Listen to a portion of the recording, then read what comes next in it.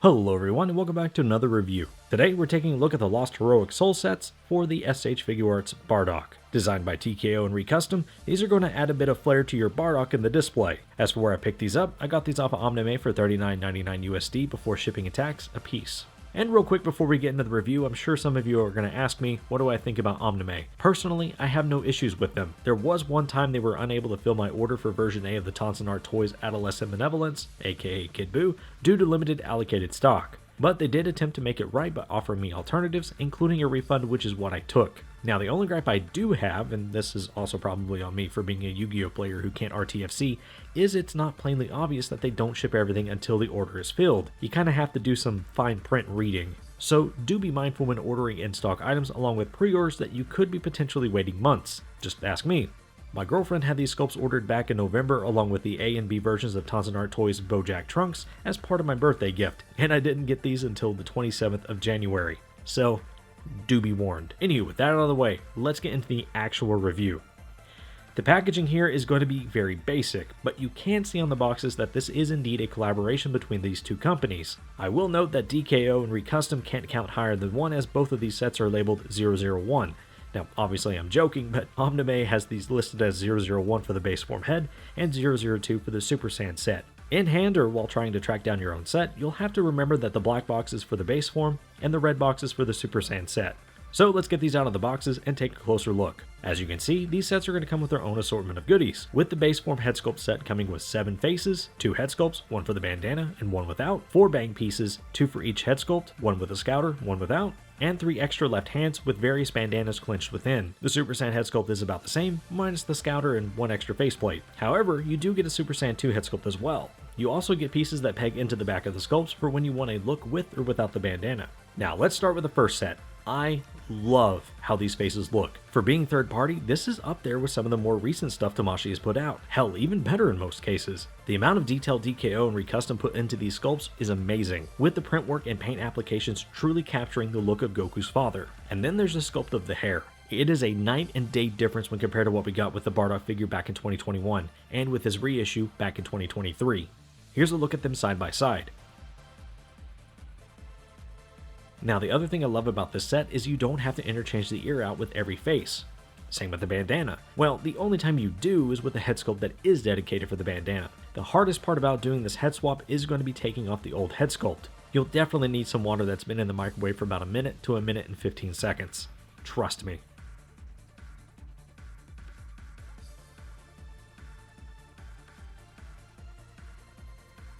Now once you've got the hard part out of the way, putting the new head sculpts on is easy. But if you are finding it difficult, heat the head sculpts up in that same hot water that you used earlier, and you should be fine.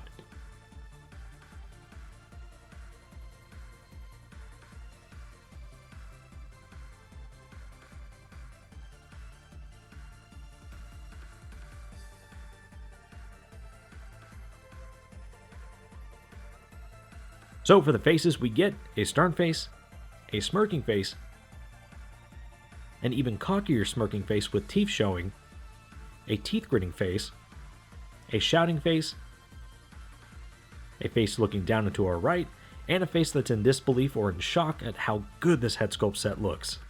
Now, as I mentioned earlier, all of these hands are going to be for the left arm, and they are basically different takes on the bandage he takes from Tora to wipe the blood off of his comrade's face, with him then fashioning it as that iconic bandana we all know. That's like some Metal Gear Solid Phantom Pain bullshit. I love it. Anywho, these all pop on easily and don't require the use of hot water, at least mine didn't. And again, if you find yourself struggling, God forbid, please, for the love of God, use some hot water. Now my biggest problem with these hands is the fact they are all static. There's no articulation to make it more natural if Bardock were to be posed holding the bandana up at an angle that's not straight up and down. You would think the one that's thinner would let you, but it doesn't. Oh well. Now, let's take a look at the Super Saiyan set. As I mentioned earlier, everything here is the same minus the shocked face and the bangs not having a scouter. But look, at this point, our boy doesn't even need a stinking scouter. The main difference between the bangs is going to be for when you're using the bandana. If you're not, there's going to be a hair piece for each sculpt you can peg into the back of the head for a cleaner look. For the faces, we get a stern face, a smirking face, an even cockier smirking face with teeth showing, a teeth-gritting face, a shouting face, and a face looking down into our right. A lot of pictures. So let's go ahead and give the closing thoughts on these sets. I personally think they are worth every penny. For essentially $40 before tax and shipping, these offer more than what some of your third-party sets do like Demoniacal Fit. And I think the biggest insult to someone spending $30 to $40 on some of these kits is they lack actual substance. Sure, it's usually someone's take on a head sculpt that might have 3 faces at minimum, 4 if you're lucky, but that's almost the price of an entry-level figure. One offender that comes to mind is also by Recustom, the historic First Battle set for the various 3.0 Gokus. That was also $40 if I'm not mistaken, and only came with 3 faces that I would barely even call game-changing. All of them were more or less neutral in their expressions, and we all know how expressive Goku is in battle. So why are these releases so jam-packed, but the latter set I mentioned isn't? It is what it is, I guess. However, I did get to messing around with that Goku head sculpt set, and believe it or not, the Bardock Super Saiyan faces will fit that sculpt. So, if a person really wanted to, they might be able to take some nail polish remover to the face to remove the scar because it's printed on, and you'd essentially have 6 more faces for Goku. But anywho, let's close this out. If you want a more dynamic look for Bardock, either set is going to do the job. But if you had to ask me, to leave reviews, which set should I get? I would say it's dealer's choice. But that said, I am more partial to the base form head as it's so much more detailed than the original and offers us, the consumer, what Tamashii should have given us from the rip. Even if it would have cost $10 more. That's my biggest gripe with Bardock, is he comes with so little. But that's for the actual review of Bardock. Speaking of, the card should be up on the top right hand corner whenever that goes live, if it hasn't already. But then again, on the other hand, the Super Saiyan 1 and 2 set is pretty cool for those what if scenarios in the display. Xenoverse 2 comes to mind. So with all that said, I would not sit on the fence about these for too long. Because as we all know, eventually these sets sell out, and then we're at the mercy of the scalpers because there is no second run for most of these unofficial products. But that's going to bring us to the end of the review. I'd like to thank you, the viewer, for making it to the end. If you haven't already, kindly hit the like button and subscribe as it helps me out and keeps the channel growing. Plus, I've got other reviews up and more to come.